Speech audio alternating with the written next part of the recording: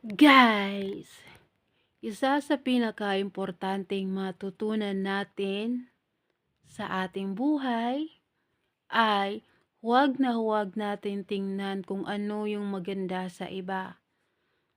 Dahil most of the time, hindi natin nakikita kung ano yung maganda na meron sa atin. Halimbawa na lang tulad ng trabaho. May mga bagay na maganda doon sa iba na wala sa'yo. Pero mayroon ding maganda sa loob ng trabaho mo na wala doon sa iba, 'di ba? So, kahit saan ka mapupunta, meron at merong pagkukulang doon na hindi mo makikita. So, best thing, enjoy the thing that you have.